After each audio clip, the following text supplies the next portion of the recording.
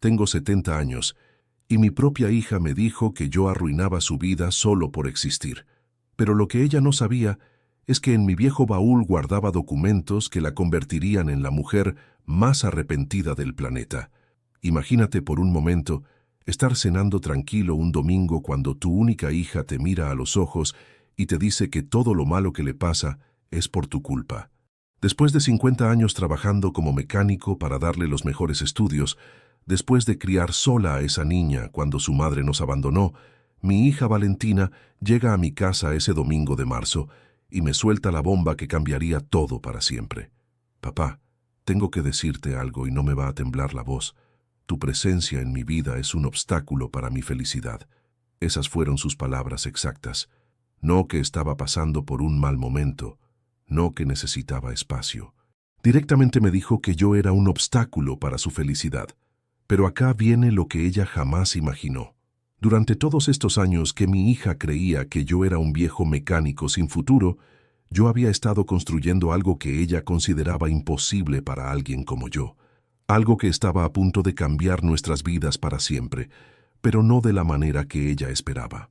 Esa noche, después de escuchar esas palabras que me partieron el alma, tomé una decisión que Valentina recordaría por el resto de su vida.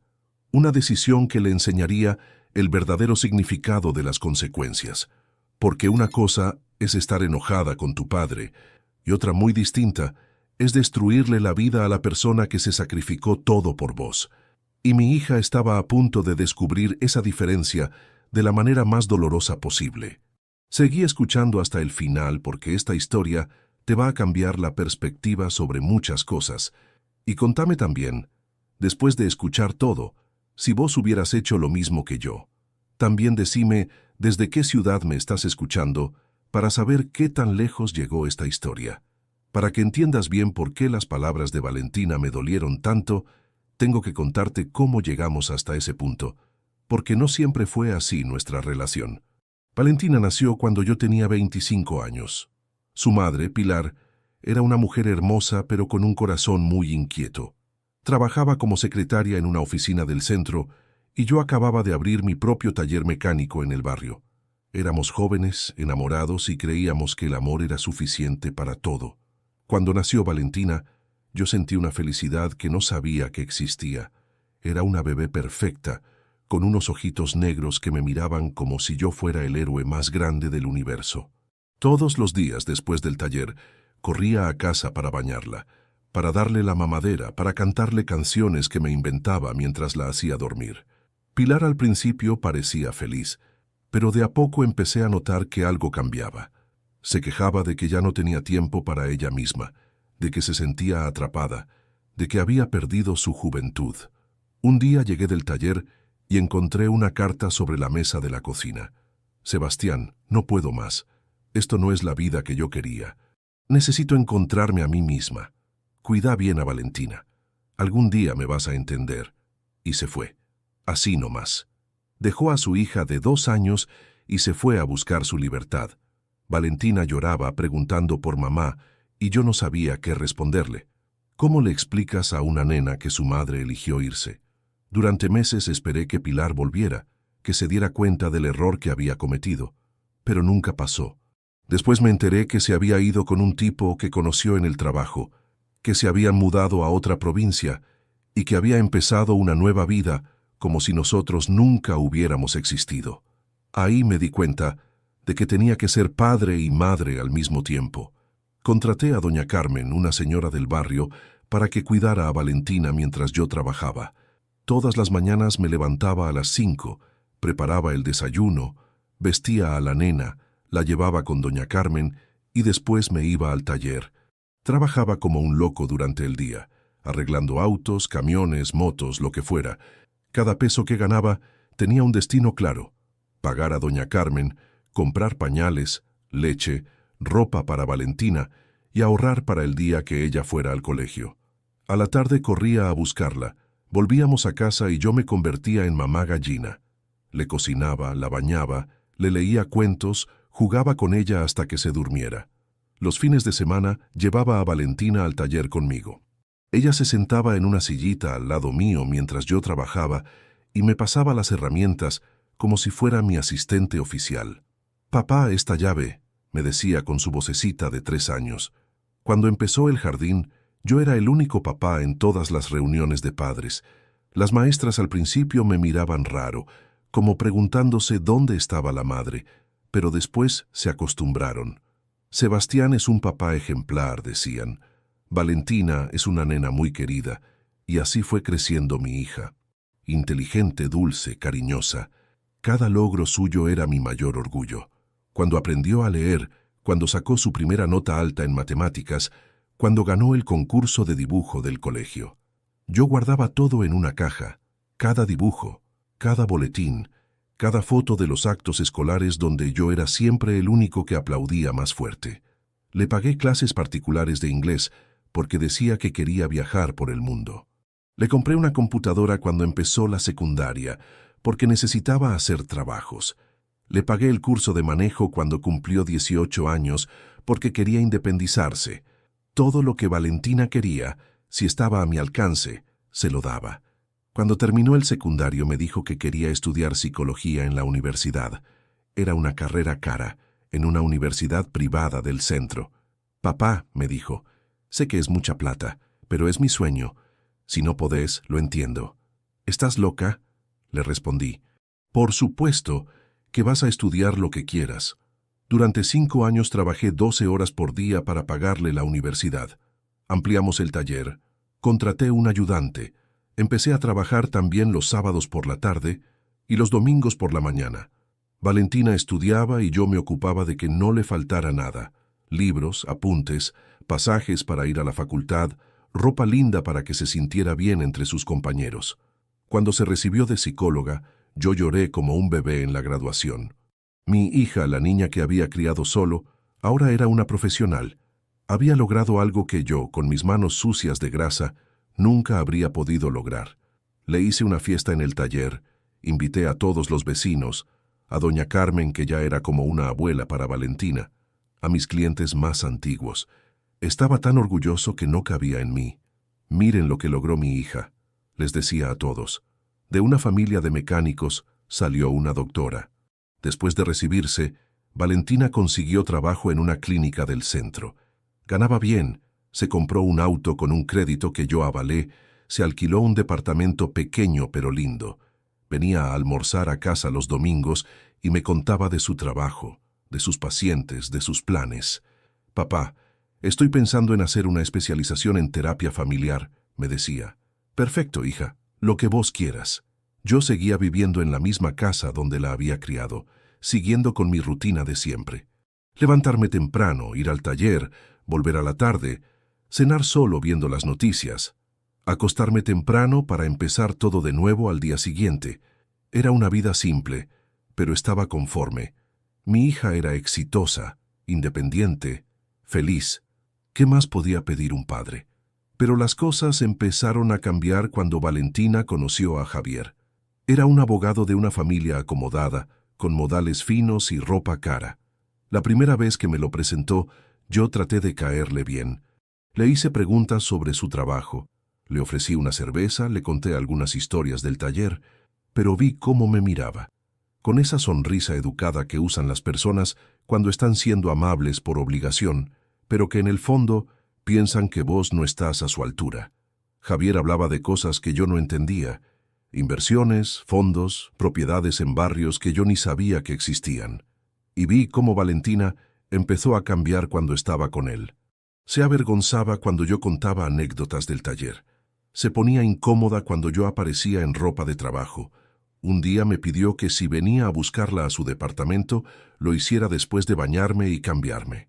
«Papá, entendeme», me dijo. «Javier está acostumbrado a otra cosa. No quiero que piense que somos... Bueno, ya sabes». No sabía. ¿Qué éramos? Una familia trabajadora que se había esforzado por salir adelante. Un padre que había sacrificado todo por su hija. Pero no dije nada. Pensé que era una etapa, que se le iba a pasar. Se casaron en una ceremonia chica. Yo pagué la mitad de la fiesta, aunque Javier insistía en que no era necesario. «Es tradicional que el padre de la novia contribuya», le dije. pero vi que lo hacía sentir incómodo que un mecánico pagara parte de su boda. Durante la fiesta me senté con mis amigos del barrio en una mesa del fondo. La familia de Javier ocupaba las mesas principales, gente elegante que hablaba en voz baja y me miraba de reojo cuando yo reía muy fuerte o contaba alguna historia.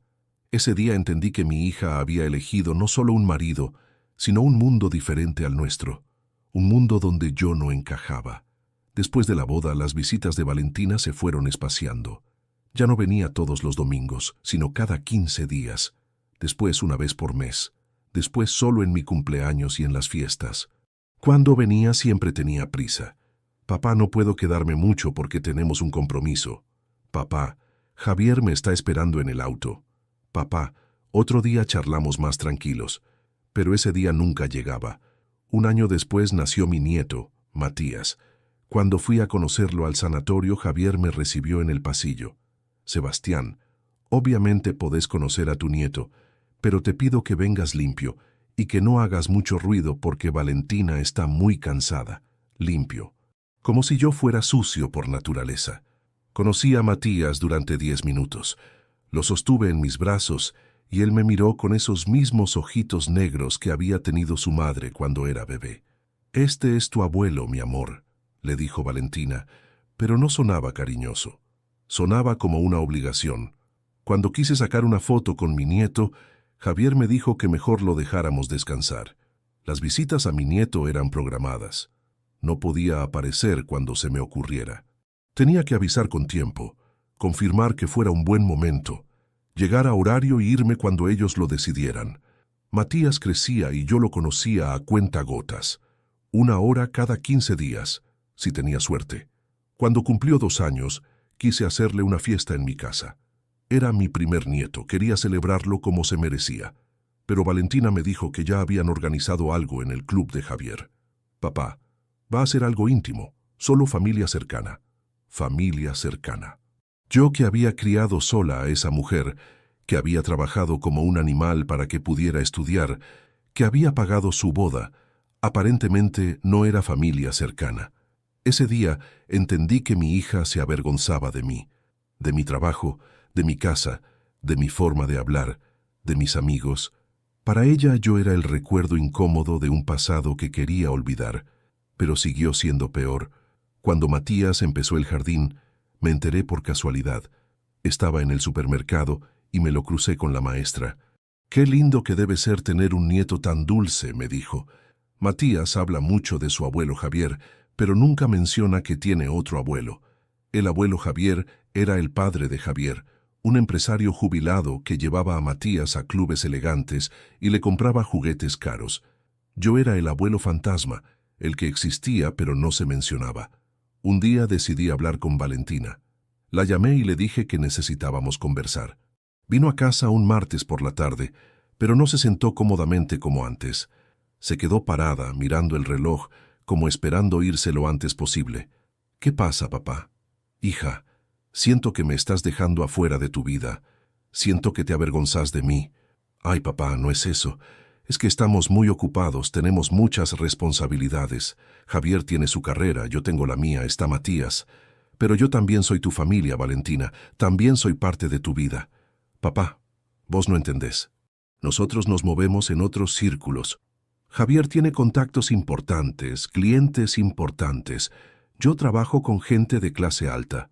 No es que me avergüence de vos, pero tenemos que cuidar nuestra imagen profesional». Imagen profesional. Mi hija había aprendido a hablar como si yo fuera una mancha en su reputación. «Valentina, yo te crié solo. Te di todo lo que pude.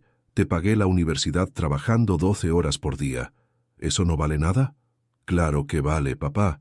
Y siempre te voy a estar agradecida. Pero ahora mi vida es diferente. Tengo otras responsabilidades, otras prioridades».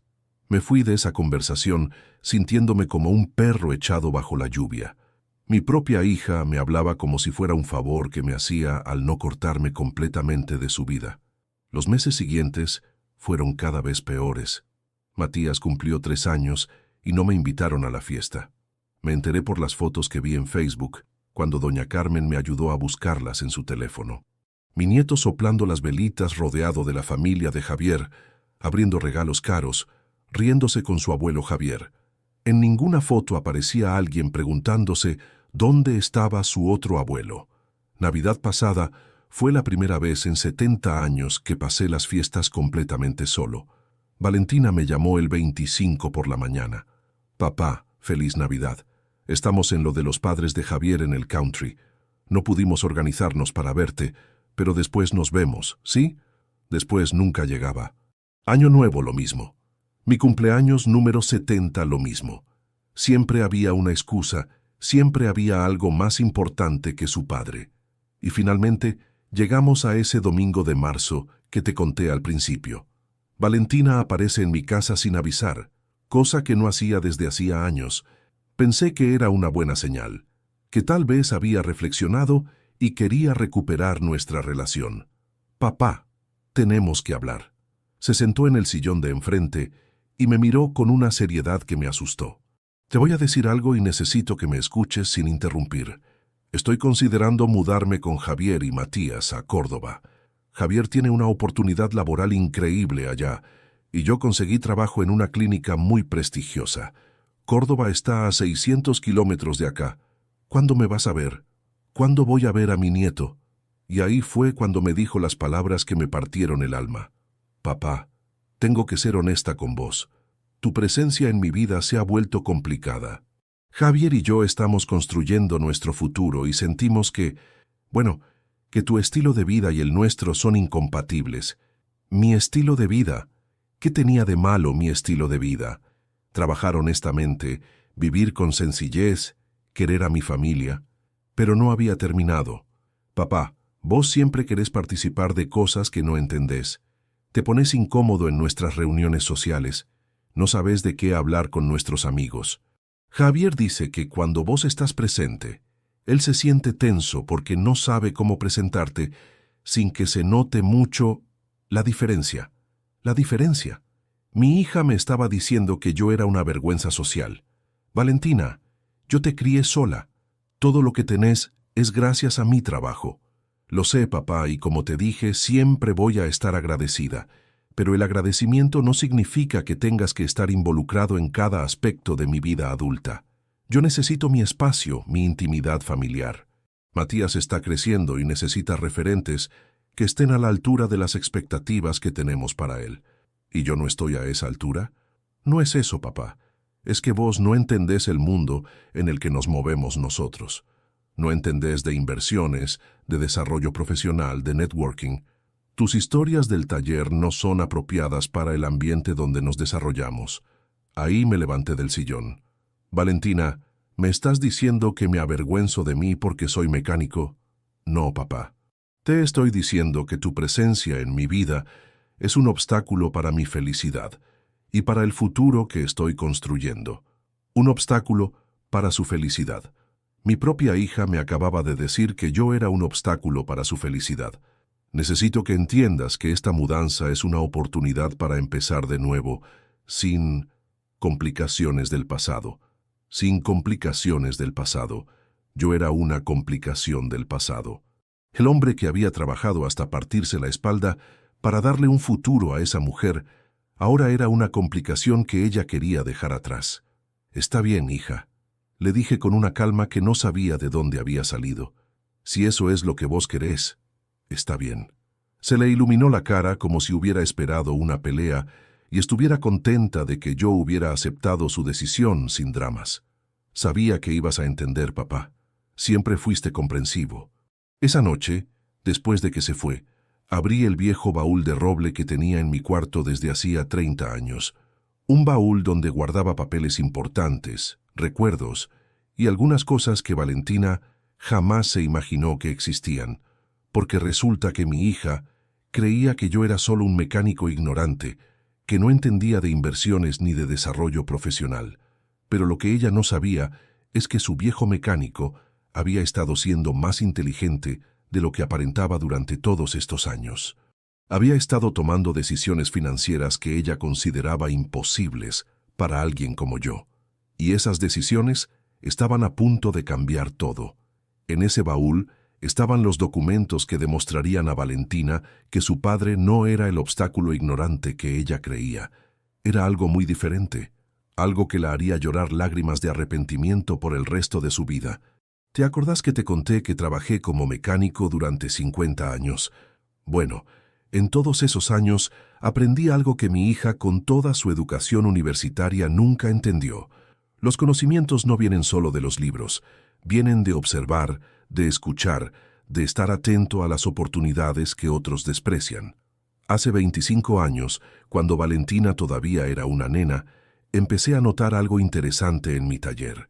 Muchos de mis clientes eran empresarios, constructores, gente con plata que traía autos caros a arreglar.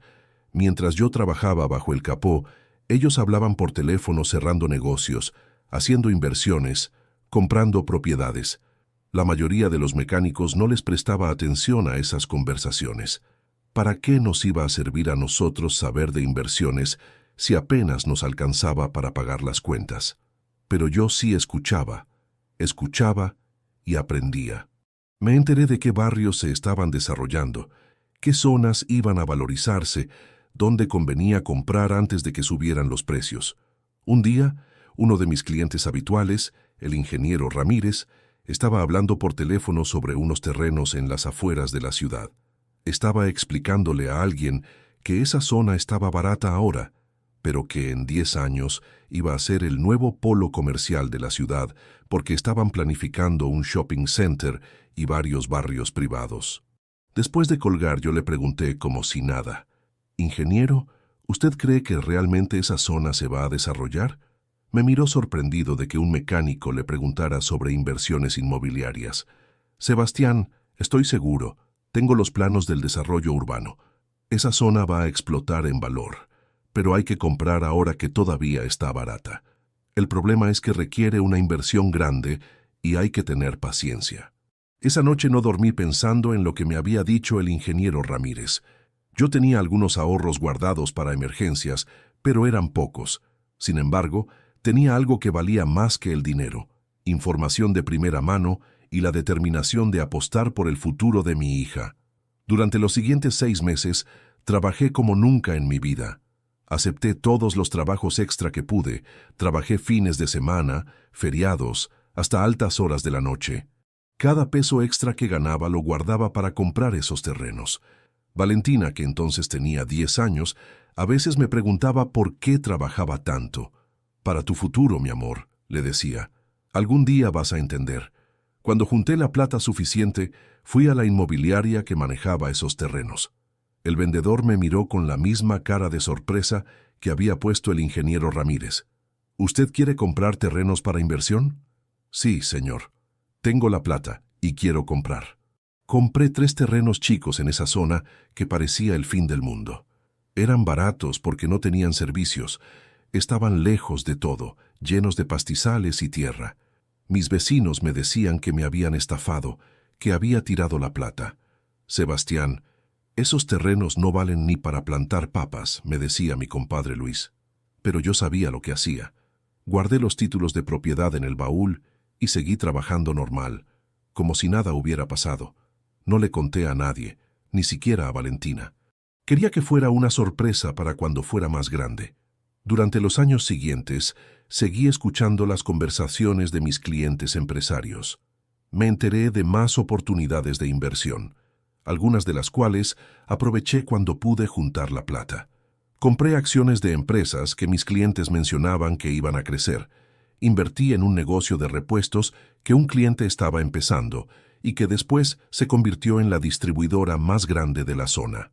Cada inversión la hacía en secreto, sin alardear, sin contarle a nadie.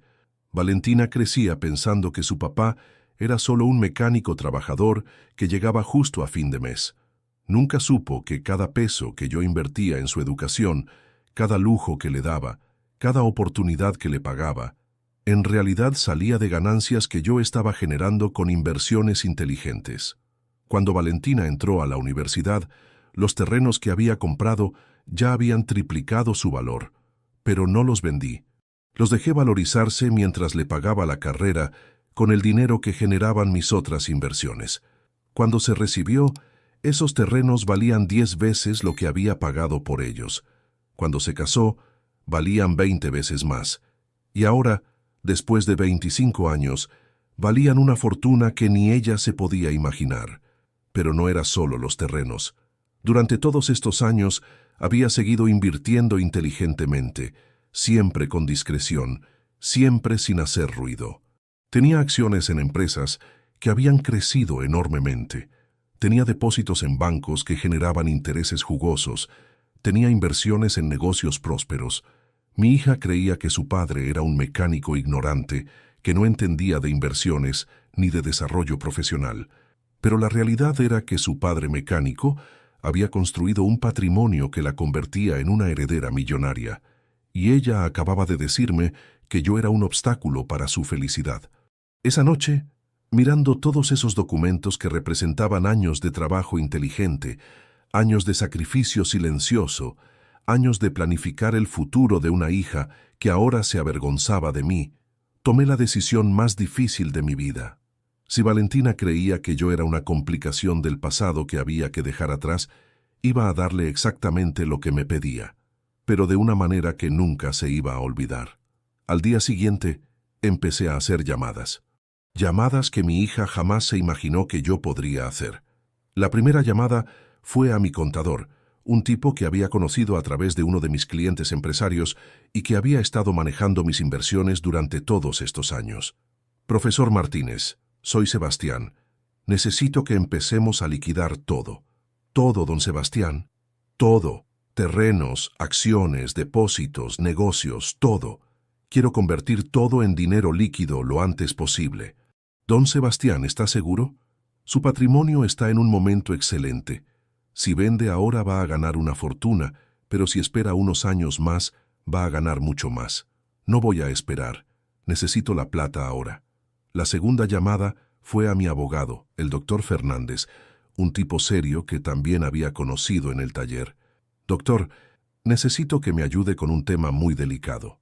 Quiero hacer una donación de la mayoría de mi patrimonio, pero con algunas condiciones muy específicas. La tercera llamada fue la más importante. Llamé a mi hermano Miguel, que vivía en Mendoza con su familia. Hacía años que no hablaba con él, pero sabía que siempre me había tenido cariño y que nunca se había olvidado de los valores que nos habían enseñado nuestros padres. Miguel, soy Sebastián. Necesito pedirte un favor muy grande. ¿Puedo ir a pasar una temporada a tu casa? Te voy a explicar todo cuando llegue, pero es urgente. Mi hermano, que siempre fue un hombre de pocas palabras pero de gran corazón, me respondió sin dudar. Hermano, esta casa es tuya. Vení cuando quieras. Pasé esa semana organizando todo. Vendí los terrenos por una suma que casi me dio un infarto. El negocio de repuestos en el que había invertido me hizo una oferta increíble para comprar mi parte. Las acciones las vendí en el mejor momento del mercado. En una semana había liquidado todo, y tenía en mi cuenta bancaria una suma de dinero que me convertía en multimillonario.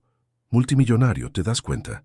Yo, Sebastián Morales, el mecánico que llegaba justo a fin de mes, según creía mi hija, ahora tenía más dinero que toda la familia de su marido junta. Pero ese dinero no me daba alegría.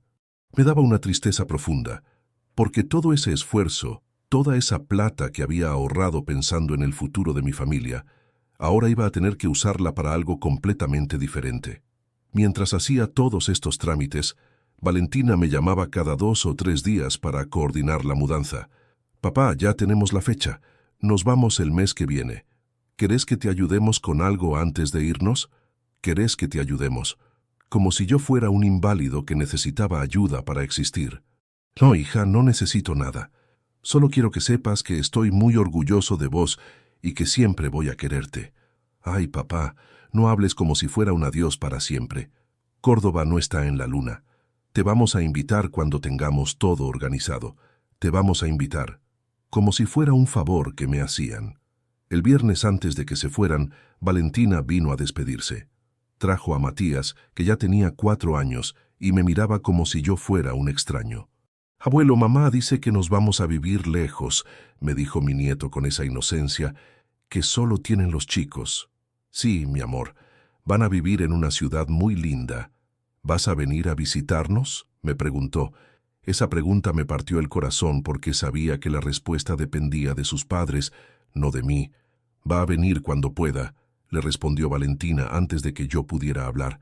Cuando pueda. Siempre iba a depender de la buena voluntad de mi hija. ¿Te acordás de Matías en brazos por última vez, sabiendo que tal vez pasarían meses o años antes de volver a verlo? Portate bien, mi amor. El abuelo te quiere mucho. Valentina estaba apurada por irse. Bueno, papá, nos tenemos que ir. Javier nos está esperando en el auto. Siempre había algo o alguien esperándola en algún lado. Se despidió con un beso rápido en la mejilla. Cuídate, papá. Ya te vamos a llamar cuando estemos instalados. Y se fueron. Mi hija, mi nieto, mi familia se fue para siempre de mi vida. Esa noche, por primera vez en 70 años, lloré como un chico. Lloré por la niña dulce que había criado y que se había convertido en esta mujer fría. Lloré por el nieto que iba a crecer sin conocer realmente a su abuelo. Lloré por todos los años que había trabajado soñando con un futuro familiar que nunca iba a existir. Al día siguiente, ejecuté el plan que había estado preparando durante toda la semana. Firmé todos los papeles de donación que había preparado con el doctor Fernández. El 70% de mi fortuna se iba a destinar a 3 organizaciones benéficas: un hogar de ancianos, un comedor infantil y una fundación que daba becas universitarias a hijos de familias trabajadoras. El 20% se lo dejé a Miguel y su familia, que siempre me habían tratado con cariño y respeto. Y el 10% restante quedó en un fideicomiso para Matías, pero con una condición. Solo podría tocarlo cuando cumpliera 25 años, y únicamente si mantenía contacto conmigo al menos una vez por mes hasta ese momento. Para Valentina no quedaba nada, absolutamente nada. Después de firmar todos los papeles, empaqué 2 valijas con lo esencial y me fui a la terminal de ómnibus. Le había dejado una carta a mi hija en la mesa de la cocina de la casa. Una carta que encontraría cuando viniera a buscar las últimas cosas que había dejado. La carta decía: Valentina, cuando leas esto yo ya no voy a estar. No me morí, solo desaparecí de tu vida como vos me pediste. Durante 70 años creí que la familia era lo más importante del mundo. Me equivoqué. Lo más importante del mundo es la dignidad. Toda la vida trabajé pensando en tu futuro. Junté una fortuna que vos nunca imaginaste que existía. Una fortuna que te habría convertido en una mujer muy rica, pero decidí donársela a gente que realmente valora el sacrificio y el amor. En el sobre que está al lado de esta carta vas a encontrar copias de todos los papeles que demuestran lo que tu viejo ignorante había logrado construir en silencio. Vas a ver cuánto dinero acabas de perder por creer que yo era un obstáculo para tu felicidad. No me busques, no trates de contactarme. Vos querías empezar una vida nueva sin complicaciones del pasado. Te estoy dando exactamente lo que me pediste. El único contacto que voy a mantener con esa familia es con Matías, si él quiere, cuando sea lo suficientemente grande para decidir por sí mismo. Aprende algo de esto. El dinero que tanto te importa se puede ganar de muchas maneras, pero el respeto y la dignidad, una vez que se pierden, no se recuperan nunca. Tu papá, que ya no va a ser más un obstáculo para tu felicidad. El viaje a Mendoza duró toda la noche. Mientras el ómnibus cruzaba provincias, yo miraba por la ventanilla y por primera vez en años me sentía libre. Libre de las expectativas, libre de los desprecios, libre de tener que demostrar que merecía el cariño de mi propia hija. Miguel me estaba esperando en la terminal con una sonrisa gigante. Hermano, qué alegría verte. Mi cuñada Rosa me recibió como si fuera su propio hermano. Sebastián, esta casa es tuya. Queremos que te sientas cómodo. Sus hijos, mis sobrinos, me trataron con un respeto y un cariño que hacía años no sentía. Tío, nos contó papá que fuiste un padre increíble, me dijo mi sobrino mayor. Queremos conocer todas las historias de cuando éramos chicos y vos venías a visitarnos. En la casa de Miguel por primera vez en años me sentí como una persona valiosa, no como un estorbo. Me preparaban el desayuno preguntándome cómo había dormido. Me incluían en todas las conversaciones familiares. Me pedían mi opinión sobre las cosas importantes. Rosa me decía: Sebastián, vos tenés una experiencia de vida increíble. Es un placer tenerte acá. Durante las primeras semanas no supe nada de Valentina. Miguel me preguntó si quería que averiguara algo, pero yo le dije que no. Si ella quiere contactarme, va a encontrar la manera. Si no quiere, mejor para los dos. Un mes después de mi llegada a Mendoza, Miguel atendió el teléfono una mañana y me hizo señas de que era para mí. Era Valentina. Su voz sonaba desesperada. «Papá, por favor, necesito hablar con vos. ¿Qué pasó con toda esa plata? ¿Por qué hiciste esto? ¿Dónde estás?» «Hija, hice exactamente lo que vos me pediste. Te liberé de la complicación del pasado que era yo. Pero papá, yo no sabía que vos tenías tanto dinero, no sabía que habías invertido, que habías...» «Lo sé, Valentina. No sabías porque nunca te importó saber. En todos estos años, ¿alguna vez me preguntaste cómo estaba económicamente? ¿Alguna vez te preocupaste por saber en qué trabajaba realmente tu viejo, aparte de arreglar autos? No, porque para vos yo era solo un obstáculo ignorante. Papá, podemos arreglar esto. Podés deshacer la donación. Podés volver. Podemos empezar de nuevo. No, hija. Lo que está hecho, está hecho. Vos elegiste tu camino cuando me dijiste que yo arruinaba tu vida. Ahora viví con las consecuencias de esa decisión. Pero papá, no hay peros, Valentina. Aprende algo de esto. Las palabras tienen poder, los desprecios tienen consecuencias, y la dignidad de un padre no está en venta, ni siquiera por el amor a una hija. Colgué el teléfono, y Miguel me puso la mano en el hombro. Hiciste lo correcto, hermano. Esa mujer necesitaba aprender una lección, y vos necesitabas recuperar tu valor propio. Con el dinero que me había quedado después de las donaciones, me compré una casita pequeña pero cómoda en Mendoza. Una casa con un tallercito en el fondo, donde empecé a reparar autos como hobby, no por necesidad económica, sino porque me gustaba trabajar con las manos. Miguel y su familia se convirtieron en mi verdadera familia. Sus hijos me presentaron a sus amigos como el tío Sebastián, el mecánico más inteligente del mundo. ¿Sabían que el tío invirtió en terrenos hace 25 años y se hizo millonario? Les contaban a sus amigos con orgullo. El orgullo que mi propia hija nunca había sentido por mí. Empecé a hacer trabajo voluntario en un taller comunitario donde enseñaba mecánica a jóvenes sin recursos. Esos chicos me escuchaban como si yo fuera un sabio. «Don Sebastián, ¿cómo aprendió tanto de inversiones?», me preguntaban. Escuchando, muchachos. Siempre escuchando y nunca creyendo que sabía todo. Un año después de irme de mi ciudad, conocí a Esperanza, una señora de 65 años que había enviudado hacía poco y que también hacía trabajo voluntario en el comedor comunitario. Era una mujer inteligente, con una sonrisa dulce y una forma muy linda de hablar con los jóvenes. «Don Sebastián», me dijo un día después de que yo les enseñara a unos chicos a cambiar el aceite de un auto, «usted debe haber sido un padre maravilloso». «Eso creía yo», le respondí, «pero parece que me equivoqué». «Los hijos a veces se equivocan», me dijo Esperanza. «Pero eso no significa que usted se equivocó como padre». Empezamos a tomar café después del trabajo voluntario.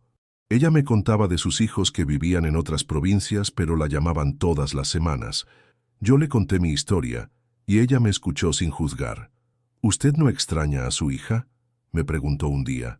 «Extraño a la niña que crié», le respondí. «A la niña que me traía herramientas al taller, que se quedaba dormida en mis brazos mientras le leía cuentos.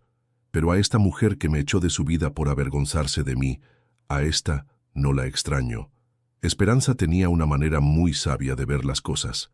«Sebastián», me decía, «a veces hay que perder una familia para encontrar la verdadera». Y tenía razón. En Mendoza había encontrado una familia que me valoraba por quién era, no por lo que podía darles. Hace 6 meses, Esperanza y yo nos casamos por civil. Una ceremonia pequeña con Miguel como testigo y algunos amigos del taller comunitario. Nada ostentoso, nada complicado. Solo 2 personas que decidieron acompañarse en esta etapa de la vida. Los hijos de Esperanza me recibieron como si fuera su papá de toda la vida. «Don Sebastián», me dice su hijo mayor, «mamá está más feliz que nunca. Gracias por cuidarla». Cuidarla. Qué palabra tan hermosa. Qué diferente suena de mantenerla o soportarla. El mes pasado cumplí 71 años. Esperanza me organizó una fiesta sorpresa en el taller comunitario.